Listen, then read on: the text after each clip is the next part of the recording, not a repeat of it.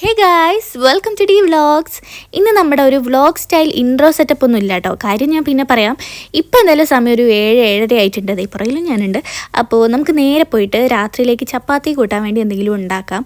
അപ്പോൾ ഞാൻ വിചാരിച്ചു ഒരു സിമ്പിളായിട്ടൊരു ബാജി അങ്ങോട്ട് ഉണ്ടാക്കാൻ വിചാരിച്ചു. ഞാൻ ഉള്ളിയൊക്കെ കട്ട് ചെയ്ത് വെച്ചിട്ടുണ്ട്. പിന്നെ കുറച്ച് കറിവേപ്പില, മല്ലിയില, അങ്ങനത്തെ സംഭവങ്ങളൊക്കെ എടുത്ത് വെച്ചു. പിന്നെ ഉരുളക്കിഴങ്ങ് ഞാൻ കുക്കറിലിട്ടൊന്ന് വേവിച്ചെടുത്തിട്ടുണ്ട്. തോലോടെ ഇട്ടിട്ട് എടുത്തിട്ടുണ്ട്. എനിക്ക് സത്യം പറഞ്ഞാൽ ഇത് എത്ര വിസിൽ വരണമെന്നൊന്നും അറിയില്ലായിരുന്നു കേട്ടോ. ഒരിക്കലും ഇവിടെ അമ്മ ഇല്ലാത്തപ്പോൾ ഞാൻ മസാല ദോശയ്ക്ക് വേണ്ടി ഉരുളക്കിഴങ്ങും ക്യാരറ്റും കൂടെ കുക്കറിലിട്ട് ഒരു 5-6 വിസിൽ വരെ ഞാൻ വരുത്തി. അവസാനം ഒരു ഉരുളക്കിഴങ്ങ് ഇട്ടിട്ട് അതിൻ്റെ ഉള്ളിലുള്ള ഒരു കുറച്ച് പോർഷനാണ് എനിക്ക് കിട്ടിയത്. ബാക്കി ഫുൾ അടിഞ്ഞു പോയി ഗൈസ്. ഇന്നിപ്പം അമ്മ ഇവിടെ ഉള്ളത് കൊണ്ട് എനിക്ക് കറക്റ്റ് പറഞ്ഞു തന്നു ഇത്ര മതി എന്നുള്ളത്. അങ്ങനെ ഉരുളക്കിഴങ്ങ് ആയിട്ടുണ്ട്. ആവശ്യമൂത്ത് ഞാൻ അപ്പം തന്നെ ചൂടോടെ തോലൊക്കെ കളഞ്ഞ് അത് കുഞ്ഞു കുഞ്ഞു പീസാക്കി കട്ട് ചെയ്തിട്ട് ഇനി ഇതൊന്ന് ഉടച്ചെടുക്കണം. നമുക്ക് ബാജിക്ക് അങ്ങനെ ഒരു സെറ്റപ്പാണല്ലോ പതിവ്. അപ്പോൾ ഒരു സ്പൂൺ വെച്ച് ഞാനതൊക്കെ ഒന്ന് ഉടച്ചെടുക്കുന്നുണ്ട്. ഞാൻ ഇൻട്രോ ഒന്നും ഇല്ലയെന്ന് പറഞ്ഞാൽ എന്താണെന്ന് വെച്ചാൽ ഇത് ആക്ച്വലി ഞാനൊരു ഷോർട്ട് വീഡിയോയ്ക്ക് വേണ്ടി എടുത്തതായിരുന്നു. എടുത്തെടുത്ത് അവസാനം ഒരു വ്ളോഗിനുള്ള സംഭവങ്ങളൊക്കെ ഞാൻ എൻ്റെ ഫോണിൽ കണ്ടു. എഡിറ്റ് ചെയ്യാനിട്ടപ്പോഴാണെങ്കിൽ 15 മിനിറ്റ് നീണ്ടു നിൽക്കുന്ന ഒരു വീഡിയോ. അങ്ങനെ കട്ട് ചെയ്ത് അവസാനം എനിക്ക് ഇതൊരു ഷോർട്ട് വീഡിയോ ആക്കുക എന്ന് പറഞ്ഞാൽ ഭയങ്കര ടാസ്ക്കുള്ള പരിപാടിയാണ്. എന്നാൽ പിന്നെ ഇങ്ങനെ തന്നെ കിടക്കട്ടെ എന്ന് വിചാരിച്ചു. അപ്പോൾ നമുക്ക് എന്തായാലും പരിപാടിയിലോട്ട് കിടക്കാം. ഞാനൊരു സിമ്പിളായിട്ടുള്ളൊരു സംഭവമാണ് കേട്ടോ ഉദ്ദേശിക്കുന്നത്. അതുകൊണ്ട് കടുകൊന്നും പൊട്ടിക്കുന്നില്ല. അപ്പോൾ വെളിച്ചെണ്ണ ഒഴിച്ചു. അതിലേക്ക് ഡയറക്റ്റ് ഞാൻ ഉള്ളിയും ഒരു പച്ചമുളകും കൂടെ കട്ട് ചെയ്ത് ഇട്ട് കൊടുക്കുന്നുണ്ട്. 1-2 പച്ചമുളക് എടുത്തിട്ടുണ്ട്. അപ്പോൾ അതൊക്കെ നമ്മുടെ എരിവിനനുസരിച്ചാണല്ലോ. എനിക്ക് എരിവ് ഭയങ്കര ഇഷ്ടമാണ്, അതുകൊണ്ട് ഞാൻ അതിനനുസരിച്ച് എടുക്കും. അപ്പോൾ പച്ചമുളകും ഉള്ളിയും കൂടെ ഇട്ട് നന്നായി വഴറ്റിയെടുക്കുന്നുണ്ട്. ഞാൻ ഈ ബാജി ഉണ്ടാക്കാനും ഇങ്ങനത്തെ സംഭവങ്ങളിൽ എക്സ്പേർട്ടൊന്നും അല്ല. പക്ഷേ എനിക്കിങ്ങനെ ഓരോന്ന് പരീക്ഷിച്ച് നോക്കാൻ ഇഷ്ടമാണ് കേട്ടോ. അറിയില്ലെങ്കിലും ഉണ്ടാക്കി നോക്കാൻ ഇഷ്ടമാണ്. കൂട്ടത്തിൽ ചെറിയ മടിയുണ്ട്. പിന്നെ കുറച്ച് കറിവേപ്പിലൊക്കെ ഇങ്ങനെ തിരുമ്മി ഇട്ട് കൊടുക്കുന്നുണ്ട്. എനിക്ക് ഇലകളൊക്കെ ഇടാൻ ഭയങ്കര ഇഷ്ടമാണ് കേട്ടോ. ഇഷ്ടം എന്ന് പറഞ്ഞാൽ അതിൻ്റെ ടേസ്റ്റ് എനിക്ക് ഭയങ്കര ഇഷ്ടമാണ്. കറിവേപ്പിലയാണെങ്കിലും മല്ലിയിലയാണെങ്കിലും അതൊക്കെ ഞാൻ നല്ലോണം ഇട്ട് കൊടുക്കും. പിന്നെ ഇഞ്ചി വെളുത്തുള്ളി പേസ്റ്റ് ഇട്ട് കൊടുക്കുന്നുണ്ട്. എനിക്ക് ഇതിൻ്റെയും ഫ്ലേവർ വരുന്നത് ഭയങ്കര ഇഷ്ടമാണ് കേട്ടോ. അപ്പോൾ അതും ഇട്ട് കൊടുത്ത് ഇനി നല്ലോണം ഒന്ന് വഴറ്റിയെടുക്കാം. സത്യം പറഞ്ഞാൽ ഞാനിങ്ങനെ വോയിസ് കൊടുക്കുമ്പോൾ എനിക്ക് തന്നെ ചിരി വരികയാണ് കേട്ടോ. ഞാനെന്തോ വലിയ പാചകം അറിയാവുന്ന ആളെ പോലെയാണ് സംസാരിക്കുന്നത്. ഇതിടുക വഴറ്റുക എന്നൊക്കെ പറഞ്ഞിട്ട്. എന്തായാലും നമുക്ക് ബാക്കി നോക്കാം. അപ്പോൾ അതൊക്കെ നല്ലോണം ഒന്ന് വഴണ്ട് വന്നിട്ട് ഞാൻ കുറച്ച് മഞ്ഞൾപ്പൊടി ചേർക്കുന്നുണ്ട്.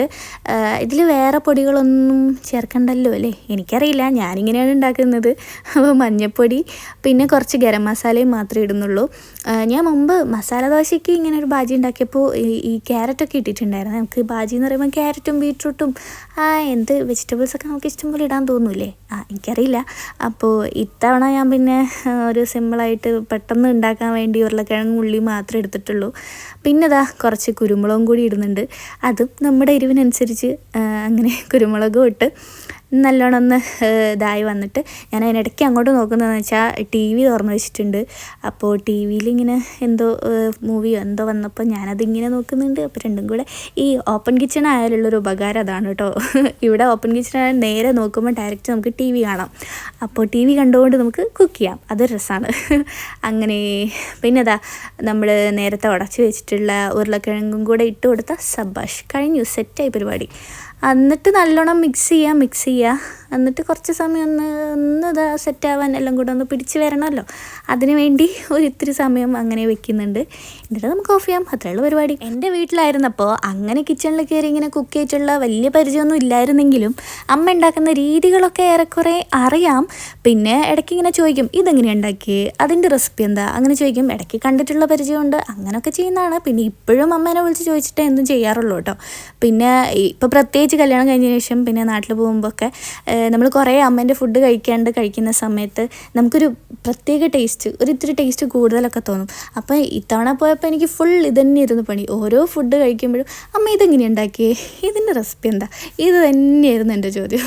അമ്മ സിമ്പിൾ, ഇതെങ്ങനെ സാധാരണ ഉണ്ടാക്കുമ്പോൾ തന്നെ അത് തന്നെ അമ്മേൻ്റെ ഉത്തരം.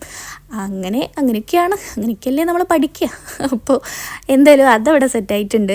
പിന്നെ ഞാൻ വിചാരിച്ചു കുറച്ച് വെജിറ്റബിൾസൊക്കെ എടുത്ത് കട്ട് ചെയ്യാം. എനിക്ക് സാലഡ് ഉണ്ടാക്കി കഴിക്കാൻ ഭയങ്കര ഇഷ്ടമാണ്. സാലഡ് പറഞ്ഞാൽ ഒന്നുമില്ല, ഞാനൊരു കുക്കുംബറും പിന്നെ ക്യാരറ്റും എടുക്കുന്നുണ്ട്. എന്നിട്ട് കുറച്ച് ചെറുനാരങ്ങയും പിന്നെ ഒന്നെങ്കിൽ കുറച്ച് പച്ചമുളകിടും അല്ലെങ്കിൽ കുരുമുളകിടും, അങ്ങനെ ഉപ്പും ഇട്ടിട്ടുള്ള ആ ഒരു സംഭവം എനിക്ക് ഭയങ്കര ഇഷ്ടമാണ്. അത് ഞാൻ എപ്പോഴും ഉണ്ടാക്കി കഴിക്കുന്നതാണ് കേട്ടോ. കല്യാണത്തിന് മുമ്പാണെങ്കിലും ഇപ്പം ആണെങ്കിലും എപ്പോഴും കഴിക്കുന്നൊരു സംഭവമായിരുന്നു.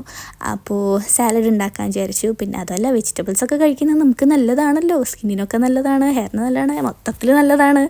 അപ്പോൾ അതാണ് സംഭവം. പിന്നെ ഇതിൽ നമുക്ക് എന്ത് വേണമെങ്കിലും ചേർക്കാം. ഞാനിപ്പോൾ ഇത് മാത്രമേ എടുക്കുന്നുള്ളൂ. അപ്പോൾ അങ്ങനെ സാലഡും റെഡിയായി.